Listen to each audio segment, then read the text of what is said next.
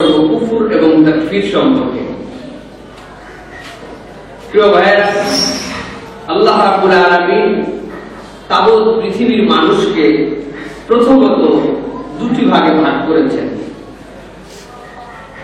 এইটাই কোরআন এবং হাদিসের আলোচনা যদি আমরা দেখি, তাহলে আল্লাহ রাব্বুল আলামিন কোরআনুল কারীমের মধ্যে একটা আয়াতে কারীমা অবতীর্ণ করেছেন। যে আয়াতে কারীমার মধ্যে আল্লাহ বলেছেন, কুল হাল ইয়াস্তাউিল্লাযীনা ইয়া'লামুন ওয়াল্লাযীনা লা ইয়া'লামুন। হে রাসূল, আপনি দুনিয়ার মানুষকে জানিয়ে দেন, যারা জানে আর যারা জানে না এই দুই দল এক না, এই দুই দল এক নয়। মূলত এর আলোকে আমরা বলতে পারি যে আল্লাহ রাব্বুল আলামিন তাবৎ পৃথিবীর মানুষকে দুইটা পার্টিতে ভাগ করেছেন, দল দুইটা। এই দল দুইটার মধ্যে একটা দলের নাম বা একটা পার্টির নাম হচ্ছে অজ্ঞান পার্টি। কি পার্টি? অজ্ঞান পার্টি। আরেকটা পার্টির নাম হচ্ছে সজ্ঞান পার্টি। পার্টি দুইটা।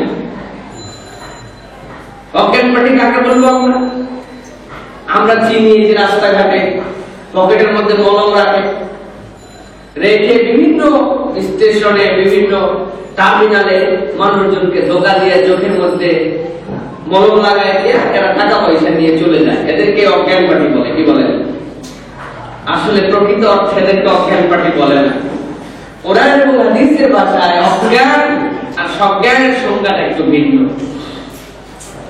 অজ্ঞান পার্টি তো মূলত সেই পার্টি যেই পার্টির কাছে বাড়ি আছে, গাড়ি আছে, নারী আছে, টাকা আছে, পয়সা আছে, অর্থ আছে, বিত্ত আছে, ক্ষমতা আছে, মানুষকে শাসন করার, শোষণ করার যাবতীয় হাতিয়ার তাদের হাতের মধ্যে আছে। কিন্তু এত কিছু থাকার পরেও ছোট্ট একটা নিয়ামত তাদের কাছে নাই, তার নাম হচ্ছে ঈমান। তার নাম কি? সব আছে, ঈমান নাই। এই পার্টির নাম হচ্ছে অজ্ঞান পার্টি। কি পার্টি? অজ্ঞান। দ্বিতীয় আরেকটা পার্টি হচ্ছে সজ্ঞান পার্টি।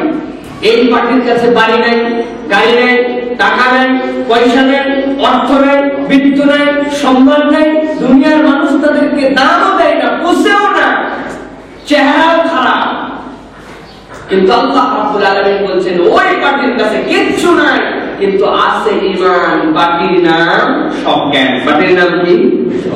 তাবৎ পৃথিবীর মানুষ দুইটা ভাগে, দুইটা পার্টিতে ভাগ। একটা অজ্ঞান পার্টি যাদের কাছে সব আছে, ঈমান নাই।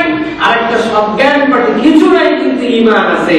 আল্লাহ বলতেছেন, হে রাসূল, আপনি বলেন, কুল হাল ইয়াস্তাউিল্লাযীনা ইয়া'লামুন ওয়াল্লাযীনা লা ইয়া'লামুন।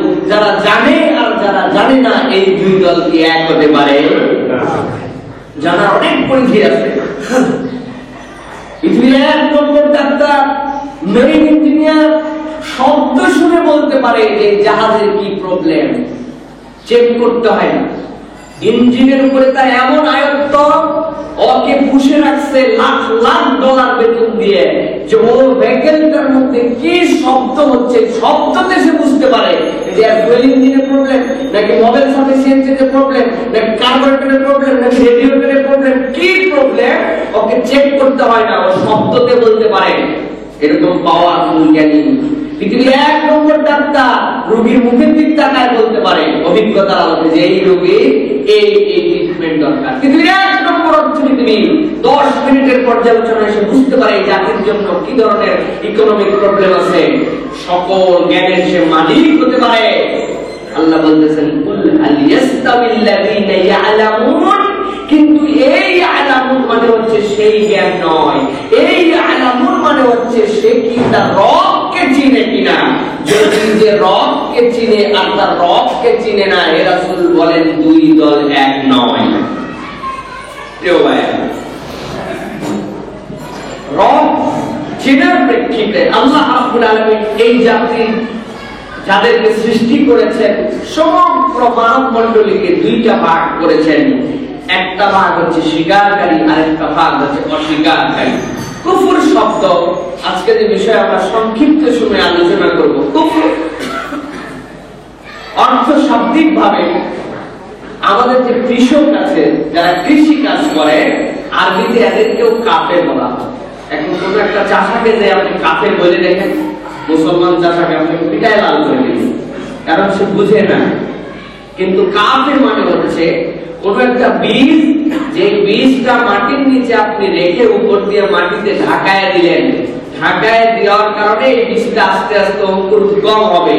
এই যে গোপন করা, ঢেকে দেওয়া, লুকিয়ে রাখা, এটাকেই বলা হচ্ছে কুফর। এই কুফর বলার কারণ হচ্ছে এটা যে আল্লাহ রাব্বুল আলামিন মানুষের রব, মানুষের খালিক, মানুষের মালিক, এইটা আল্লাহ রাব্বুল আলামিন ফিতরাতি ভাবে প্রত্যেকটা মানুষের মধ্যে দান করেছেন। ফিতরা, কুল্লু ইনসানিন ইউলাদু আলাল ফিতরা ফাআবাওয়া, আল্লাহ রাসূল বলেছেন যে প্রত্যেকটা মানুষ জন্মগতভাবে ইসলামের উপরে জন্মগ্রহণ করে। সুবহানাল্লাহ। অতঃপর তার পিতা অথবা তার পিতা মাতা তাকে ইহুদি বানায় অথবা নাসারা বানায় অথবা অন্য কোন ধর্মাবলম্বী বানায়। এই জন্য এটা সহিহ যে কোন একটা হিন্দুর ঘরে যদি একটা বাচ্চা জন্মগ্রহণ করার পরে বুঝ পাওয়ার আগে যদি সে মারা যায়, তাহলে সে ফিতরাতি আলো যেহেতু তার ইসলাম, এই জন্য ওই বাচ্চাটা দোজখে যাবে না, ওই বাচ্চাটাকে আল্লাহ রাব্বুল আলামিন দোজখ মুক্ত করে রাখবেন। মানুষ যে ফিতরাত নিয়ে বড় হলো, মানুষের ক্ষণে ক্ষণে তাকে সাক্ষ্য দিতে বাধ্য করায় মানুষ যে তুমি যে ইবাদত করো আসনামের মূর্তি, মানুষের মনের মধ্যে হয়তো বাপের থেকে পেয়েছে, ওয়ালাদনা আলাইহি আবানা, তারা বলে এটা আমাদের বাপের থেকে পাইছি, আল্লাহু আমারানা বিহা। আবার মিথ্যা কথাও বলে যে আল্লাহ এটা করতে বলছে। আল্লাহ বলছেন না, আল্লাহ রাব্বুল আলামিন কখনো তোমাকে এই ধরনের নির্দেশনা দিয়ে থাকেন না। এরকম রব্বুল আলামিনের ফিতরাতের মধ্যে নেই, বরং তোমার ফিতরাত তোমাকে বাধ্য করে বলতে যে তুমি যে আসনামের ইবাদত করো, এই আসনাম মূলত তোমার জন্য কোনো কল্যাণ অকল্যাণ করার ক্ষমতা রাখে। এটা কাদের জন্য? এটা হচ্ছে তাবৎ পৃথিবীর মানুষের জন্য। এই জন্য আকীদা যখন পড়ানো হয়, আকীদা কিতাবগুলো যখন পড়ানো হয়, অনেক ধরনের আশুবহাত হাউলিল ইসলাম রাদ্দু আলাইহা, ইসলামের ব্যাপারে যে বিষয়গুলি সন্দেহজনক এবং তার যে উত্তর, এই ধরনের যে কিতাবগুলি যখন পড়ানো হয়, আমাদের ওস্তাদরা তখন আমাদেরকে বলতেন, দেখো একটা বাচ্চার কাছে যদি তুমি প্রাথমিকভাবে জিজ্ঞাসা করো, আচ্ছা বলো তো আল্লাহ কোথায়, ঈশ্বর কোথায়, যে যার ভাষায়, প্রত্যেকের হাতটা উপর দিকে যায়, সবাই দেখায় উপরের দিকে, এবং কোরআন সেটা কিন্তু সাপোর্ট করে। আর রহমান আলাল আরশ ইস্তাওয়া, রহমান কোথায় আছে? আমাদের আকীদার ক্ষেত্রে আমরা অনেক সময় এটা আমরা বুঝি না, আমরা সব সময় বলি আল্লাহ প্রত্যেক বান্দার সাথেই আছেন, কিন্তু আল্লাহ রাব্বুল আলামিনের যে অবস্থান, তার যে অবস্থান, এইটাতে আমরা বিশ্বাস করি রব্বুল আলামিন আরশে সমাসীন, রব্বুল আলামিন আরশে সমাসীন। এই যে বান্দা উপর দিকে লোক তুলে, আজকে অন্য প্রসঙ্গে কথা বলবো সংক্ষিপ্ত সময়, এই জন্য বলছি যে বান্দার ফিতরাতি ভাবে প্রত্যেকটা মানুষ এই সাক্ষ্য দিতে বাধ্য, যেহেতু রব্বুল আলামিন আপনাকে আমাকে সৃষ্টি করেছেন, সেই রব্বুল আলামিন ওই ফিতরাতি স্বভাবটা বান্দার মধ্যে দিয়ে দিয়েছেন যে বান্দা নিরপেক্ষভাবে যদি চিন্তা করে তাহলে বলতে বাধ্য যে রব একজনই। সুবহানাল্লাহ। এই জন্য বলা হচ্ছে ওই রব একজন, যার ইলাহিয়াতের পাওয়ার, খুলুকিয়াতের পাওয়ার, রুবুবিয়াতের পাওয়ার সবগুলি থাকার পরেও যেই বান্দারা এইটাকে অস্বীকার করবে, এই সত্যটাকে চাপায় রাখবে, তার ব্রেন যে সত্যটা সাক্ষ্য দিতে বলছিল, সে সমাজের কারণে, পারিবারিক ধর্মবেত্তার কারণে, তার বংশের কারণে, দেশের কারণে, পরিস্থিতির কারণে সে বোঝে, তারপরেও স্বীকার করে না। এই জন্য এই মানুষটাকে আল্লাহ রাব্বুল আলামিন বলছেন তোমার সব থাকতে পারে, কিন্তু পার্টি দুইটার মধ্যে তুমি হচ্ছে অজ্ঞান পার্টির সদস্য, আর এই অজ্ঞান পার্টির যে সদস্য হবে তারই নাম হবে কাফের। তার নাম কি? কাফের। যেহেতু সে এটাকে গোপন রেখেছে, তার মন চায় এটা সাক্ষ্য দিয়ে দিতে, কিন্তু সে পারে না।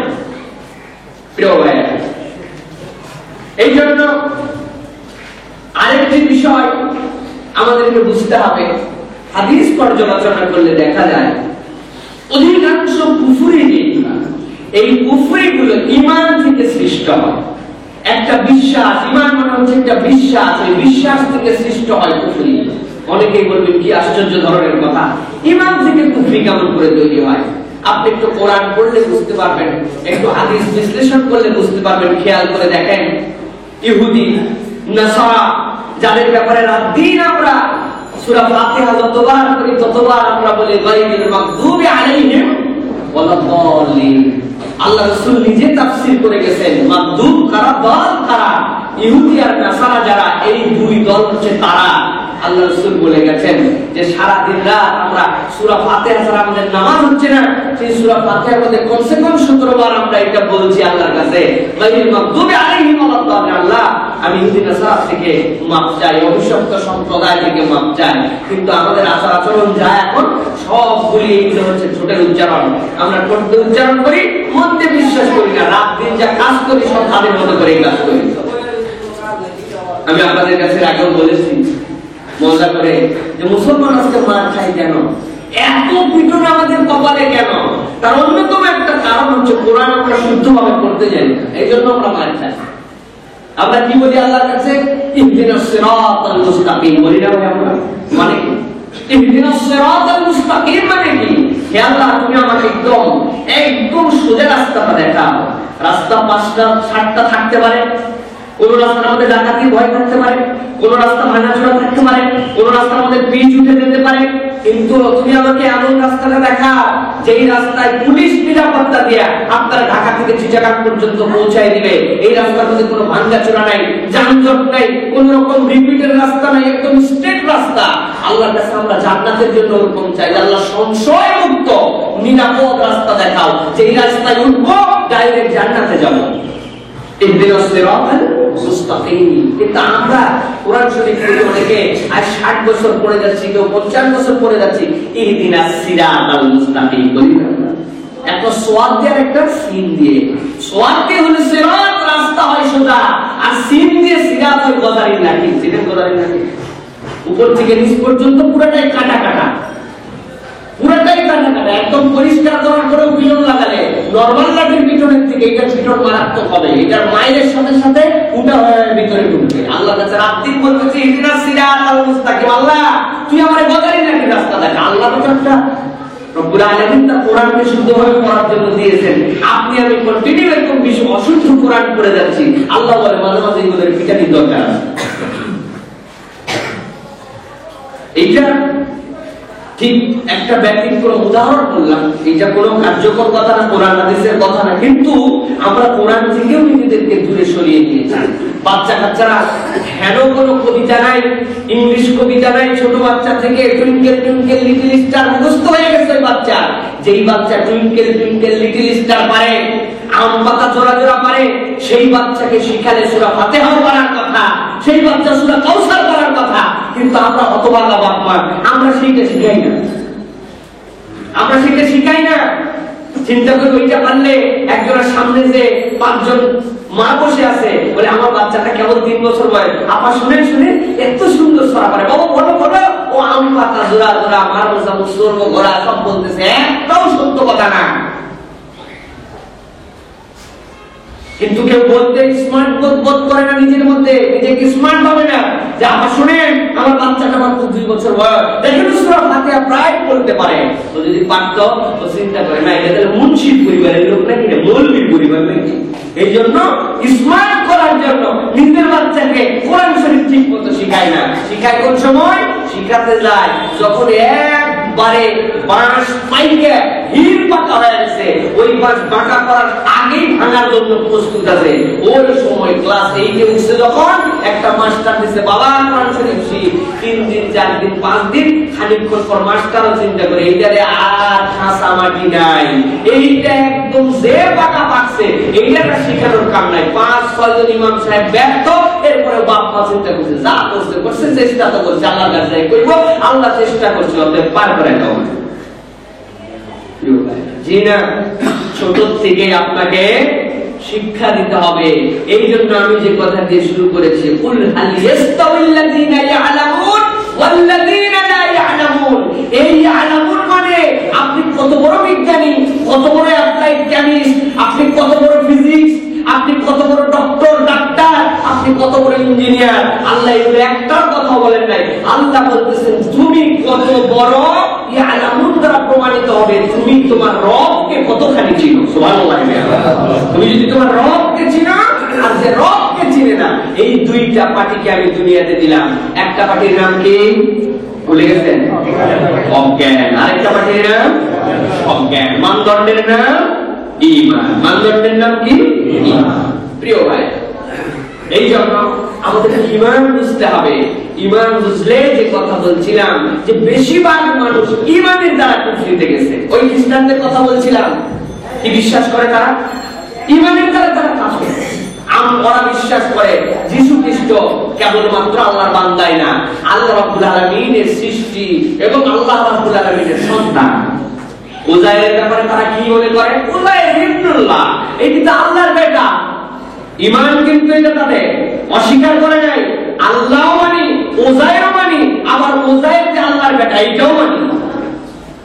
ব্যাপারটা বুঝেন? ঈমানের দ্বারা তাদের কুফরি হয়। অধিকাংশ কুফরির ক্ষেত্র হচ্ছে ঈমান। মুসলমান বিশ্বাস করে অবশ্যই আল্লাহ রাব্বুল আলামিন মাফাতিহুল গায়বের মালিক। আল্লাহ রাব্বুল আলামিন একমাত্র অদৃশ্যের খবর জানেন। তবে আল্লাহ রাব্বুল আলামিন আকায়ে নামদার, তাজদার মদিনা, সরকারে দো আলম, খাতামুন নবিয়্যিন, ইমামুল মুরসালিন মুহাম্মদুর রাসূলুল্লাহ সাল্লাল্লাহু আলাইহি ওয়াসাল্লামকে আমাদের কাছে পাঠালেন। কোন নবী সে? তিনি তো ওই নবী যখন আদম আলাইহিস সালাম কাদার মধ্যে লুটাপুটি খাচ্ছিলেন, আল্লাহ তখনই রাসূল হিসেবে নবীকে বানাবেন, এইরকম রাসূলকে গ্র্যান্ড করে নিয়েছিলেন। সেই রাসূলও কিছু কিছু অদৃশ্যের খবর অবশ্যই জানেন। ঠিক আছে? এই বিশ্বাস যারা করছে ভাবতেছে নবী করিম সাল্লাল্লাহু আলাইহি ওয়াসাল্লামের মর্যাদা বাড়াচ্ছে, ওরা কিন্তু অস্বীকার করে না। ঈমান এনে কাফের। আল্লাহও জানে, রাসূলও জানে। আল্লাহ ওখানে ডাকলে শুনে আবার নবীর প্রতি দরুদ সালাম করলে, কিয়াম করলে নবীর ওইখানে এসে উপনীত হয়ে যায়। এটা কিন্তু অস্বীকার না, এটা ঈমান। এই ঈমানের দ্বারাই আমাদের অনেক সময় কুফরি হয়। এই জন্য রাসূল বলছেন তোমাদের অধিকাংশ কুফরির উৎস হচ্ছে ঈমান। প্রিয় ভাইরা, আল্লাহ রাব্বুল আলামিন তার রাসূল যখন দাওয়াতি কাজ করছেন, মক্কায় যখন রাসূল দাওয়াত দিচ্ছিলেন, রাসূল সাল্লাল্লাহু আলাইহি ওয়াসাল্লামের দাওয়াতি অবস্থার মধ্যে তারা কত ধরনের প্রতিবন্ধকতা করে। নবী করিম সাল্লাল্লাহু আলাইহি ওয়াসাল্লামে মেরে ফেলার জন্য চেষ্টা করলো, অর্থের লোভ দেখালো, নারীর লোভ দেখালো, তার সাহাবীদেরকে উটের সাথে বেঁধে দুই উটের দিকে দুই হাত দুই পা বেঁধে মধ্যে দিয়ে চিড়ে ফেলে দিয়েছে, সাহাবীদেরকে আগুনের উপরে পুড়াইছে, কয়লার উপরে ঠেসে ধরে রাখছে, উটের লেজের সাথে বেঁধে পুরা মক্কার মরুভূমিতে ঘুরায় বেড়াইছে। রাসূল সাল্লাল্লাহু আলাইহি ওয়াসাল্লামের মাথার উপরে উটের গুলি চাপাই দিয়ে হত্যা করার চেষ্টা করেছে। কি না করে নাই, কিন্তু ওই রাসূলের ব্যাপারে তাদের এত কিছু করার পরে একটা স্বীকৃতি ছিল যে এই রাসূল তাকে আমরা মানি না, কিন্তু মুহাম্মদ কিন্তু আলামিন। ঠিক কি না বলেন? রাসূল আলামিন। যদি তাই না হতো, তাকে যদি তারা বিশ্বাস না করত, তাহলে নবী করিম সাল্লাল্লাহু আলাইহি ওয়াসাল্লাম আলী রাদিয়াল্লাহু তাআলাকে সাথে নিয়ে হিজরত করতে পারতেন। তারা যেই দিন রাসূলকে মারার জন্য প্ল্যান করছে, ওই দিনও তারা জানতো যে তারা রাসূল সাল্লাল্লাহু আলাইহি ওয়াসাল্লামের কাছ থেকে যারা মারতে গেছে, আগের দিনে চিন্তা করবে এই কার আমার কাছে রে, মুহাম্মদের কাছে আমার $500, আমার 500 দিরহাম আছে, আমার এতগুলো টাকা আছে, আমার জমির দলিলের কাছে আছে, আমার অমুকের চুক্তিনামা আমার কাছে আছে, এতগুলো রূপা আছে, সোনা আছে, এগুলো আগের দিনে নিয়ে নে, পরের দিন সকালবেলায় আমরা মুহাম্মদকে মেরে ফেলবো। কিন্তু ওরা নেয় নাই। কারণ কি? কারণ জানে মুহাম্মদকে মানলেও ওর থেকে এগুলা জিনিস হারানোর কোনো সুযোগ নেই, এমন আমানতদার। ওই জন্য আলী রাদিয়াল্লাহু তাআলা রাসূল বললেন, আলী তুমি আমার সাথে হিজরত করতে পারবে না, এই জিনিসগুলো তোমার কাছে দিলাম, এইগুলা তুমি আদায় করে দিয়ে তারপরে তুমি মদিনায় আসবে। আলীও বুঝলেন রাসূল যেটা বলেন এটা মিস হওয়ার কথা না, যেহেতু রাসূল আমাকে আমানত দিয়েছেন এবং বলছেন তুমি এগুলা দিয়ে আসবে, সুতরাং আমার কোনো চিন্তা নেই, আমি একেবারে কম্বল ঢাকায় শুয়ে পড়লাম। আপনি জানেন রাসূলুল্লাহ যে বিশ্বাস রাসূলের প্রতি তারা রাখতো, সেই রাসূলকে মারার জন্য যে ষড়যন্ত্র করলো, সব করলো, সেই রাসূল ইসলামের দাওয়াত দিচ্ছিলেন। দারুল আরকামে সেই সময় সাহাবীরা যেতেন, ইসলামের প্রথম মাদ্রাসা বলা হয়, যেখানে তারা দ্বীন শিখতেন। প্রিয় ভাইরা, সেই সময় আল্লাহ রাব্বুল আলামিন বললেন আজকের দাওয়াতি কার্যক্রম আপনার ভিন্ন। আজকে আপনি এইখানে দাওয়াত না দিয়ে আজকে আপনি আবু জাহেল, উতবা, সাইবার কাছে আরেকবার যান। কোরআন বলছে কি জন্য? আপনি যে তাদের কাছে জিজ্ঞাসা করেন তো আজকে আবু বকর ওমর তোরা বলে আপনার দালাল, যা বলেন তাই শুনে না।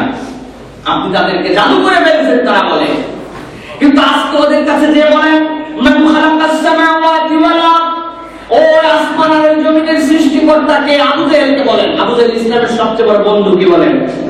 হ্যাঁ, সবচেয়ে বড় শত্রু। এমনই শত্রু ইসলামের বিরোধিতা করলে তাদের পরিণতি খুব ভয়াবহ হয়। এই আবু জাহেলকে কবর দেওয়া পর্যন্ত সুযোগ হয় নাই। বদরের প্রান্তরে তাকে ওই যে কূপের মধ্যে ফেলাই দেওয়া হয়েছে, কূপের মধ্যে নিক্ষেপ করে ফেলানো হয়েছে। আল্লাহ রাব্বুল আলামিন এমন তাকে অপমানিত লাঞ্ছিত করেছেন যে পৃথিবীতে যতদিন হাজিরা হতে যাবে আবু জাহেলের বাড়িখানা তাদের হাম্মাম হিসেবে ব্যবহার করে, বাথরুম হিসেবে, টয়লেট, প্রত্যেক কাজে আর কিছু পালক না পালক একবার নিয়ত করে যে গেছি তখন আবু জাহেলের বাড়িতে একবার হাইয়ে দেন। প্রিয় ভাইরা, ইসলামের বিরোধিতা করলে যুগে যুগে আল্লাহ রাব্বুল আলামিন এরকমই করে দিতেন। দুনিয়ার বুকে দেখতে পাবো আমরা, সে প্রসঙ্গ অন্যদিন বলবো, কিন্তু আজকে বলছি আল্লাহ রাব্বুল আলামিন বলেন মান খালাকাস সামাওয়াতি ওয়াল আরদ। আবু জাহেলের কাছে যান। আমি অনেকবার আপনাদের কাছে বলেছি ঈমান শিখতে হবে, কুফর কাকে বলে। আল্লাহ রাব্বুল আলামিন বলছেন আপনি তার কাছে যে জিজ্ঞাসা করেন মান খালাকাস সামাওয়াতি ওয়াল আরদ, ওই আসমান জমিনের স্রষ্টাকে। আল্লাহ রাব্বুল আলামিন বলছেন দাঁড়ান, আরো একটা প্রসঙ্গ আপনি যে একসাথে জিজ্ঞাসা করে নেন। এ আবু জাহেল, উতবা, সাইবা, যারা আমার বিরোধিতা করো, আমাকে রাসূল হিসেবে মানো না, তোমরা যে আরো একটু জিজ্ঞাসা করো তো ওই আবু জাহেলের কাছে রাসূল আপনি জিজ্ঞাসা করেন তোমাকে যে জীবন দেওয়া হয়, আবার এই জীবন তো স্থায়ী হবে না, তুমি তো মারা যাবে, এই জীবনটা তোমাকে কে দেয়, মৃত্যুটা তোমাকে কে দেয়? আবু জাহেলের কাছে যে জিজ্ঞাসা করেন আল্লাহ রাসূল ওই বিধর্মীদের কাছে, যারা ইসলাম মানে না, যারা আল্লাহ মানে না, রাসূল মানে না, আমরা মনে করতাম আল্লাহ রাসূল তাদের কাছে জিজ্ঞাসা করলেন কি জন্য আসছো? আবার এই দিনের দাওয়াত নিয়ে না। আমি আজকে দিনের দাওয়াত নিয়ে আসি নাই, আজকে আপনাদের কাছে কতগুলো প্রশ্ন একটু জানার জন্য এসেছি। কি প্রশ্ন তোমার? প্রশ্ন হচ্ছে চাচা আপনি বলেন তো ওই আসমান বানাইছে কে, ওই জমিন বানাইছে কে, আপনাকে জীবন দিয়েছিল কে, আপনি তো আবার মারাও যাবেন, আপনাকে মারবে কে? আমাকে উত্তরগুলো একটু জানান। আল্লাহ রাব্বুল আলামিন নিজের ভাষায় কোরআনে আবার কোট করেছেন, হে রাসূল আপনি তাদের কাছে যান, যে জিজ্ঞাসা করেন আর না করে আমি রব্বুল আলামিন তো সবই জানি, আলিমুম বিযাতিস সুদূর। আমি রব্বুল আলামিন কোরআনে আপনাকে জানাচ্ছি আবু জাহেলের উত্তর কি হবে। কিয়ামত পর্যন্ত কতগুলো আবু জাহেল মার্কা লোক থাকবে, ওই লোকগুলোর উত্তর কি হবে আমি রব্বুল আলামিন আপনাকে জানাচ্ছি। লা ইয়াকুলান্নাল্লাহ,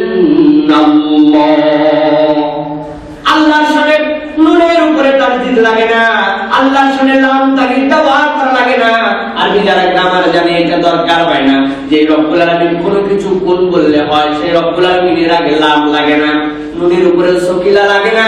কিন্তু রব্বুল আলামিন মানুষের মধ্যে মুতমাইন হওয়ার জন্য কিয়ামত পর্যন্ত আবু জাহেল মার্কা যারা লোক থাকবে অজ্ঞান পার্টি, আর এই সব জ্ঞান পার্টির সদস্যদেরকে তাদের পরিচয় ক্লিয়ার করার জন্য আল্লাহ বলছেন লা ইয়াকুলান্নাল্লাহ, অবশ্যই আবু জাহেল, উতবা, সাইবা যারা দিন রাত আপনার বিরোধিতা করছে, আধা দল খেয়ে আপনার পিছে লেগেছে, ওদের কাছে যে জিজ্ঞাসা করলে ওরা অবশ্যই বলবে আসমান জমিন বানাইছে আল্লাহ। জীবন দিয়েছে কে? আল্লাহ। মারে কে? আল্লাহ। সব যদি আল্লাহ দেয়, হে রাসূল আপনি এবার একটু জিজ্ঞাসা করেন তো আল্লাহ রাব্বুল আলামিন তোদেরকে সব দিল, জীবন দিল, মৃত্যু দিল, আসমান থেকেও বৃষ্টি উঠে দেয় আল্লাহ। যারা মুসলমান আমরা, যারা আজকে জুমার নামাজে এসেছি, আপনি আমি বলেন তো, সাক্ষ্য দেন তো আসমান বানাইছে কে? জমিন বানাইছে কে? জীবন আমাদেরকে কে দিছে? মারবে কে আমাদেরকে? তাহলে আপনার আর আমার আর আবু জাহেলের ঈমানের মধ্যে পার্থক্য কোথায়? আবু জাহেলের নামের আগেও তো মুহাম্মদ দিয়ে সার্টিফিকেট দেওয়া দরকার, রিলিজিয়ান ইসলাম। ও বিশ্বাস করে তো আল্লাহ, আপনিও বিশ্বাস করেন আল্লাহ, পার্থক্য কোথায়? রাসূল পার্থক্যটা বোঝেন। আপনি কায়নাতের কাছে যে জিজ্ঞাসা করেন তো যে আল্লাহ আসমান বানালো, যে আল্লাহ জমিন বানালো, তুমি সাক্ষ্য দিলে। আবু জাহেলের কাছে বলেন তো তাহলে মক্কার ওই কাবা ঘর যেটা তোমার সামনে, ওই কাবা ঘরটা তো মিউজিয়াম বানায় রাখছো, ওইখানে লাত রাখছো, ওইখানে মানাত রাখছো, ওইখানে হবল রাখছো, ওইখানে উজ্জা রাখছো, ওইখানে ইব্রাহিম রাখছো, ওইখানে ইসমাইল রাখছো, আল্লাহ বেটা রাখছো, ফেরেশতা রাখছো, নাম জানা না জানা 3 শতাধিক মূর্তি ঘরের মধ্যে রেখে দিয়েছো। ওইগুলার কাছে তাইলে তো আমি যে দেখি হঠাৎ করে একটা ছাগলের সামনে বলি দাও, হঠাৎ করে 2 কেজি দুধ নিয়ে যায় লাতের মাথার উপরে ঢেলে দাও, মাঝে মাঝে দেখি ফুল দাও, ওইখানে যাওয়ার পরে ব্যাপারটা কি বলে মুহাম্মদ তোমার সাথে তো আমাদের পার্থক্য জায়গাটা ওই জায়গায়, তুমি দিনটা বুঝো নাই। কে বলতেছে এটা? আবু জেহেল উতবা বলতেছে রাসূল নাকি দিন বোঝে নাই। এইরকম বাংলাদেশও এখন পৃথিবীতে এক শ্রেণীর মানুষ এখনো আছে যারা দিন ইসলাম বুঝে, আলেম ওলামাদেরকে উল্টা তাদের জ্ঞান দেয়, আপনি ইসলাম ঠিক মতো বুঝেন নাই। এটা হচ্ছে আবু জেহেলের খালাতো ভাই। প্রিয় ভাইরা, আবু জেহেল বলতেছে দিন তুমি ঠিক মতো বুঝে নাই। কি বুঝি নাই? বলতেছে শোনো, ওই লাতের কাছে যে যায়, মানাতের কাছে যে যায়, তুমি কি মনে করো না লাত মানাত আমাকে কিছু দিতে পারে? তাহলে জান কেন? বলতেছে তুমি বুঝো নাই, ওই লাতটা হচ্ছে আল্লাহর বেটা হিসেবে রাখছি, মানাতটা হচ্ছে জিবরাইল আমিন। ওই যে ইব্রাহিমের মূর্তি দেখতেছো, তুমি তো জানো ইব্রাহিম আল্লাহর কত প্রিয় ছিল। আগুনের মধ্যে ঝাঁপ দেওয়ার পরেও আল্লাহ আগুনকে তার জন্য সহনীয় বানাইছিল। সে নিজের সন্তানকে কুরবানি করতে উদ্যত হয়েছিল। আল্লাহ রাব্বুল আলামিন এত পছন্দ করেন, সেই মানুষটাকে যত বেশি পছন্দ করে, ওই মানুষটাকে কাছের মানুষকে দিয়ে তদবির করলে বেশি কাজ হয়। এমপি সাহেবের কাছে ডাইরেক্ট যাওয়া যায় না। এমপি সাহেবের ড্রাইভারের সাথে যদি আপনার খাতির হয়, পিএর সাথে যদি আপনার খাতির হয়, ওনাকে একটা মোবাইল গিফট করলে ওনার থেকে 100 কোটি টাকার টাকা বের করার ধান্দা করা যায়। তুমি তো বুঝো না, আমাদের জীবন মৃত্যু সব কিছুই তো আল্লাহ দেয়, কিন্তু ওই লাত আল্লাহর প্রিয়।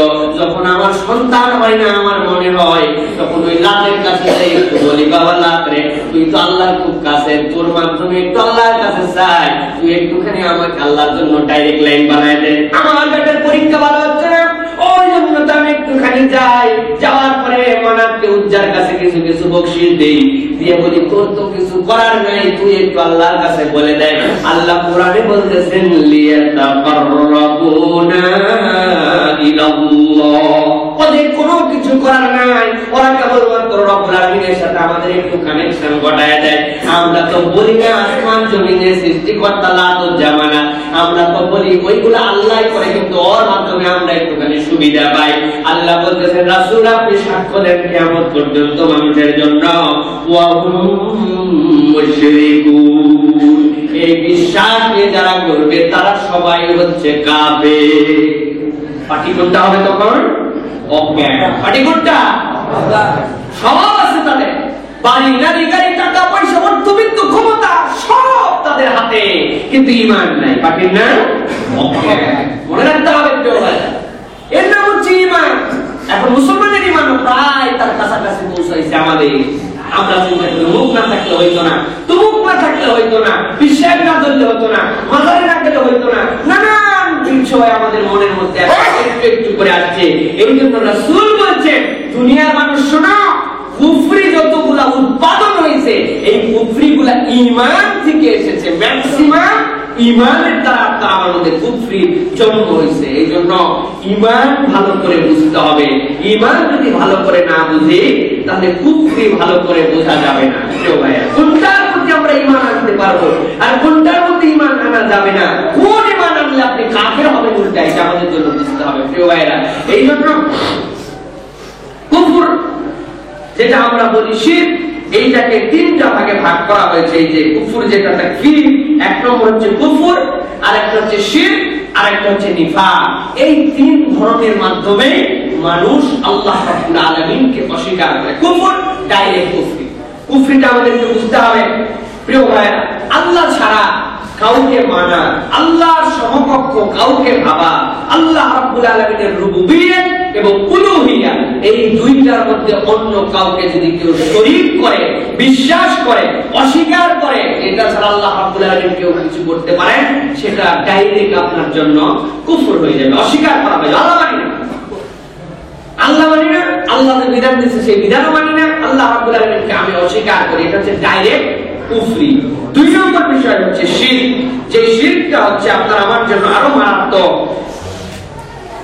আল্লাহ রাব্বুল আলামিন মানি, তার সাথে আল্লাহ রাব্বুল আলামিনের সাথে অন্য কেউ পারে এইটাও মানি। প্রিয় ভাইরা, এই বিশ্বাসটাও খুব সাংঘাতিক। এই বিশ্বাসের ক্ষেত্রটার মধ্যে অনেক ব্যাপ্ত এই বিশ্বাসটা। সেটা হচ্ছে যে এই বিশ্বাস আমাদের মধ্যে যদি থাকে, এই বিশ্বাসটা যদি আমাদের মধ্যে প্রচ্ছন্ন ভাবেও থাকে, বুঝেও থাকে, না বুঝেও থাকে, তাহলে আমাদের জন্য খুব সাংঘাতিক অবস্থা হবে ঈমানের জন্য। উদাহরণ দেওয়া হয় যে একটা 5 টাকা দামের মাটির পাত্র, আরেকটা 50,000 টাকা দামের রূপার পাত্র, আরেকটা 5 লাখ টাকা দামের সোনার পাত্র, আরেকটা 5 কোটি টাকা দামের হীরার পাত্র। 4টা পাত্র আপনার সামনে আছে, বাকি 3টা মাটি ছাড়া একটু করে কানা আছে, নিচে একটু ফুটা আছে। আপনি মধ্যে যদি দুধ রেখে দেন, তাহলে বলেন তো ভাই কোনটার মধ্যে থাকবে? 4টার মধ্যে যদি রেখে দেওয়া হয়, মাটির পাত্রে থাকবে। কিন্তু মানুষ তো বলতে পারে, কি বলেন, হীরার পাত্র এটা 1 কোটি টাকা দাম, টাকার গরমেই তো মধ্যে দুধ থাকার কথা, যতই ফুটা থাকার তাই থাক। আসলে কি তাই? তাই নয় প্রিয় ভাই। ঈমানটা হচ্ছে এরকম যে আপনার আমার জন্য যে ঈমান আল্লাহ রাব্বুল আলামিন দান করলেন, ওই ঈমানটা আপনার ছিদ্র মুক্ত পাত্র হতে হবে। আপনার আমল কিছু কম থাকতে পারে, কিন্তু আপনার যদি ওই আমল যত বেশি থাক, কিন্তু ঈমান যদি মজবুত না হয়, ঈমানের পাত্রের ফুটা যদি থাকে, তাহলে এই আমল আপনার কোনো কাজে আসবে না। খুব সাংঘাতিক ব্যাপার। আল্লাহ রাব্বুল আলামিন কোরআনুল কারীমের মধ্যে বলেছেন যে দুনিয়ার মানুষ শোনো, আল্লাহ রাব্বুল আলামিন তোমাদের যাবতীয় অপরাধ ক্ষমা করে দেওয়ার ইখতিয়ার রাখেন। রাব্বুল আলামিন ইচ্ছা করলে সব মাফ করে দিতে পারেন, একটা ছাড়া শিরক। ইন্না শিরকা যুলম। শিরক হচ্ছে জুলুম আপনার জন্য। এই শিরক মুক্ত ঈমান আমাদেরকে গঠন করতে হবে প্রিয় ভাইরা। এই জন্য শিরক বুঝতে হলে ঈমান বুঝতে হবে বেশি করে। আমাদের ঈমানের দুর্বলতাগুলি, কোনটার প্রতি ঈমান রাখলে, কোন বিশ্বাস রাখলে, কোন পক্ষের সাথে হ্যাঁ বললে, কোন কথা স্বীকৃতি দিলে পর্যন্ত আপনার আমার জন্য ঈমান চলে যাওয়ার সম্ভাবনা আছে। প্রিয় ভাইরা, আমি একটা আয়াতে কারিমা পড়েছি, আমাদের মধ্যে ঈমান যাওয়ার আরেকটা প্রবণতা এখন তৈরি হয়েছে। সেটা হচ্ছে আমি পাক্কা মুসলমান, আমি বিশ্বাস করি, আমার বিশ্বাস ঠিক আছে, একই সাথে সাথে আরেকজন ব্যক্তি একটা মত বিশ্বাস করে, ইজম বিশ্বাস করে, আরেকটা পথ বিশ্বাস করে, আমি চিন্তা করি যে না, আমি এইটা যেটা বিশ্বাস করেছি এইটা ঠিকই আছে, আবার ওই লোক যেটা করতেছে এটাও সমস্যা নাই, সেই তারটা বুঝুন। আপনি যদি ইসলাম ছাড়া অন্য কোন মত পথকে মুক্তির পথ হতে পারে এই বিশ্বাসের স্বীকৃতি দেন, আল্লাহ কোরআনুল কারীমের মধ্যে সূরা মুমিনুনের মধ্যে বলতেছেন তাদেরও ঈমান চলে যাওয়া এবং আমল একদম নিঃশেষ হয়ে যাওয়ার সম্ভাবনা আছে। আল্লাহ রাব্বুল আলামিন কোরআনুল কারীমের মধ্যে বলেছেন ওয়াল্লাযীনা কাফারু ফাতা'আসান লাহুম ওয়া আদাল্লা আমালাহুম যালিকা বিআন্নাহুম কারিহু মা আনজালাল্লাহ। একটা দল যারা ঈমান আনার পরেও যারা ইসলামকে অপছন্দ করে, ইসলামকে যাদের ভালো লাগে না, ওই ইসলাম অপছন্দ করা লোকদেরকেও মনে করে যে না কোনো ব্যাপার না, তারাও ঠিকই আছে, অপছন্দ করলেও তাদের সাথেও সম্পর্ক খাই খাতির রাখলেও কোনো সমস্যা নাই, এরকম যদি মনে করে, আল্লাহ রাব্বুল আলামিন বলছেন ফাহবাতা আমাল, তাদের আমল সবগুলাকে আল্লাহ রাব্বুল আলামিন নিঃশেষ করে দিবেন। প্রিয় ভাই, এই জন্য খুব সাবধান হতে হবে, এই জন্য খুব সাবধান হতে হবে। আল্লাহ রাব্বুল আলামিন এই জন্য হর হামেশা আমাদেরকে যেটা শিখাইয়েছেন গায়রুল মাগদুবি আলাইহিম ওয়ালাদ-দাল্লিন, ওই নিকৃষ্ট অধঃপতিত আল্লাহর প্রতি অবিশ্বাসকারী, রাসূলকে অস্বীকারকারী কাফির মুশরিক এবং ইহুদি নাসারাদের চক্রান্তের জালের মধ্যে তোমরা পা দিও না, তাদের মতো বিশ্বাসওয়ালা তোমরা হয়ো না। তাদের বিশ্বাস কি? লান তামাসসানান নারু ইল্লা আইয়ামান মা'দুদা।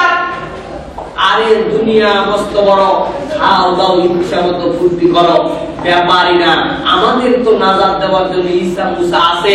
এরা আল্লাহর কাছে যায় বলবে, আল্লাহ বলবে একটা প্যাকেজ দেওয়া হলো। কি প্যাকেজ?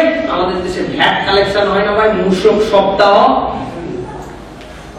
মুসলিম বাজারে একটা দোকান দিয়ে দিল, মেলা বসায় দিল, 7 দিনের মধ্যে একটা মেলা দিয়ে দাও, যারা যারা আগেও যদি ভুল করেও থাকো গভর্নমেন্ট তাদের জন্য সময় ঘোষণা করছে, কিন্তু এখন তোমরা ভ্যাট গুলো আদায় করে দাও, তাহলে বিনা জরিমানায় তোমাদের এই ভ্যাট আদায় হয়ে যাবে। মানুষে দেখছে যে অনেক পানিশমেন্ট হতো, ডাইরেক্ট যদি যোগাযোগ করতে হতো, সরকার যেহেতু অপরচুনিটি দিয়েছে, অতএব আমরা ভ্যাটটা আদায় করে দিয়ে আপনার টাকা পয়সা ঠিক মতো শুদ্ধ করে নিলেন। ইহুদি খ্রিস্টানরাও তাই বলে,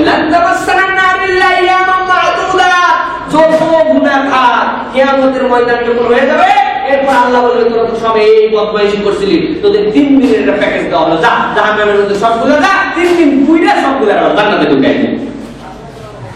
আল্লাহ কুরআনে বলতেছেন তাদের আকীদার অবস্থা দেখে, কত বড় ভ্রান্ত আকীদার মধ্যে আছে। আল্লাহ বলতেন তোমাদেরকে এটা কে জানাইছে, এই ওহীটা দিছে কে তোমাদেরকে? আতাকুলুনা আলাল্লাহি মা লা তা'লামুন, তোমরা কি এমন কথা আল্লাহর ব্যাপারে বলো যেটা তোমরা জানো না? প্রিয় ভাইরা, এখন মুসলমানদের আমাদের চরিত্র দেখলে, আমাদের আচার আচরণ দেখলে মনে হয় আমাদেরও মনে হয় এরকমই কোনো একটা ব্যাপার হবে। কি বলে? আমাদের এরকম একটা ব্যাপার হবে, যত বড় যা করো শেষ জীবনে যাই হজ করো, হজ করে আল্লাহ রাব্বুল আলামিন সব আগের গুনাহ মাফ করে দিবেন। আসার পরে একদম আল্লাহ আল্লাহ করে তাসবিহ করতে করতে 5-7 বছর মধ্যে মরে যাবে একবারে না। কি বলে? আমি মাঝে মাঝে বলে, আমাকে বলে আপনি সৌদি আরবে যাওয়ার পরে বলছেন যে আপনি এত অল্প বয়সে হজ করতেছেন, হজ রাখবেন কেন? আমি তো আজকে হজ করি নাই, আজ থেকে আরো 15 বছর আগেও হজ করছি। আল্লাহ ছোটবেলা থেকে হজ করতেছে, আল্লাহ মেলাবার নিয়ে গেছে। আবার আপনি হজ রাখবেন কেন? কি ভুলটা আপনি বললেন, টাকাটাই নষ্ট। কেন ভাই? আপনার বয়স কম, সামনে কতদিন করে আছে, চাকরি করবেন, বাকরি করবেন, এই করবেন, সংসার এইগুলা করে তো গুনাহ কোথায়? আবার আপনার অবস্থা খারাপ। এইটা না করে টাকাটা এখন ফিক্স করে রাখবেন, টাকাও বাড়তো। 50-60 বছরের দিকে একবার হজ করে আল্লাহর কাছে আল্লাহ এতদিন পর্যন্ত যা করছি, এখন তুমি আমার ইহুদি খ্রিস্টানদের মধ্যে একেবারে মাফ করে দাও। আল্লাহ বলবে যাক, যখন আইসে কাবা করে কি বলেন, তাই নাকি? আমাদের আচরণ কিন্তু মিলছে তাদের সাথে এরকম করে। প্রিয় ভাইয়েরা, এই জন্য হজ করে না অনেকে, আল্লাহ মাফ করুক, ম্যাক্সিমাম না। অনেকের মধ্যে বিশ্বাস থাকে ইসলামে এইরকম কোন বিশ্বাসের জায়গা নাই। প্রিয় ভাই, আপনাকে কে গ্যারান্টি দিয়েছে যে আপনি কবে মরবেন আর কবে যাবেন? আপনার দাদা এখনো বেঁচে আছে, আপনি তো নিশ্চিত আইসে আমার দাদা আগে, তারপরে আমার আব্বা, তারপরে আমি। যেই সিরিয়ালে আইসি ওই সিরিয়ালে যাবে, সিনিয়র টু সিনিয়র। কি বলেন? Senior to senior. আসার সিনিয়রিটি আছে, যাওয়ার সিনিয়রিটি না। বাপের আগে দাদা আসতে পারে না, কিন্তু যাওয়ার সময় অনেক দাদাই তার নাতিকে দাফন করিয়েছে, এরকম পৃথিবীতে আছে। ঠিক কিনা বলেন ভাই? এই জন্য প্রিয় ভাইরা, ঈমান বুঝতে হবে আমাদেরকে এই জায়গাগুলোতে, যে কোনটা আল্লাহ রাব্বুল আলামিনের সাথে শরীক করলে, কোন ব্যক্তিদের সাথে চললে, কাদের কথা মানলে আমাদের ঈমান দেওয়ার সম্ভাবনা আছে। এই জিনিসগুলি আমাদের কাছে কনসেপচুয়ালি ক্লিয়ার থাকতে হবে। আল্লাহ রাব্বুল আলামিন অন্ততপক্ষে কিছু না থাকলেও আমরা যেন ঈমান হারা না হই। প্রিয় ভাইরা, সব হারা হতে রাজি, কিন্তু ঈমান হারা হতে রাজি নাই। তাদের যাওয়ার আর কোনো জায়গা থাকবে না, চিরস্থায়ী জাহান্নাম হয়ে যাবে তাদের জন্য। প্রিয় ভাইরা, এই জন্য ঈমান, কুফর এবং আমাদের জন্য নিফাক, এই বিষয়গুলো বুঝতে হবে। আজকে আল্লাহ রাব্বুল আলামিন যতটুকু ভূমিকা দিলাম, আগামী জুমায় ইনশাআল্লাহ